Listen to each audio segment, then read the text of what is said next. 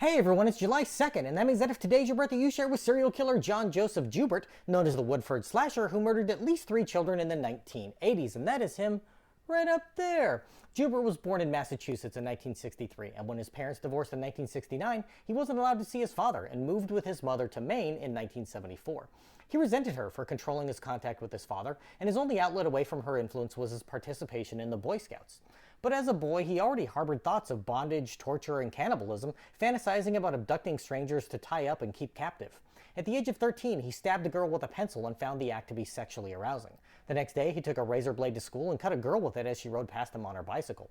He went unpunished for both incidents and became a bully, beating and strangling a much younger boy, facing no real repercussions for his actions. In 1980, his attacks ramped up as he slashed a university student with his razor, causing her to be hospitalized for her injuries, and he slit the throat of a 9-year-old boy 2 months later.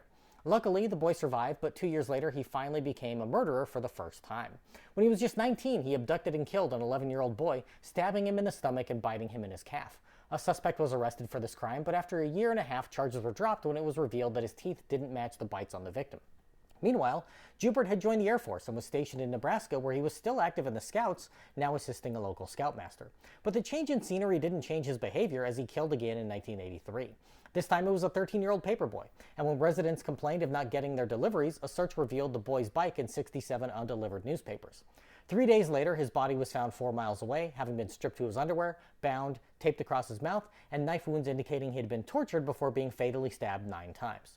In December of that year, Joubert struck once more, abducting and killing a 12-year-old boy with a knife cutting so deep that his victim was nearly decapitated. By this point, the FBI had worked up a profile of the man they were looking for, a young white man driving a nondescript car who knew the area, but was only recently a murderer and likely found a way to be around children. A few weeks later, a preschool employee noticed a man lingering outside her school and relayed his license plate number to the police, and that tip led investigators to Joubert.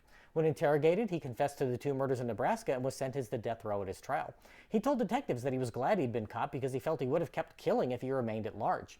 In 1990, he was sentenced to life in prison in Maine when his teeth were found to match the marks on his first victim.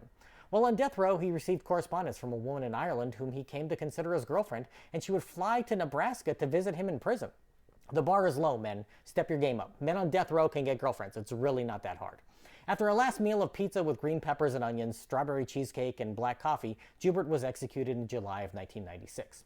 Just 3 months ago, a monument to his victims was erected in Papillion, Nebraska, ensuring they will not be forgotten. If this is your birthday, I hope you have a great day. Leave me a comment so I can wish you a happy birthday. If you know someone whose birthday it is today, send them this video so they can find out all about their birthday twin. And to John Joseph Joubert, I say, happy birthday, you bastard.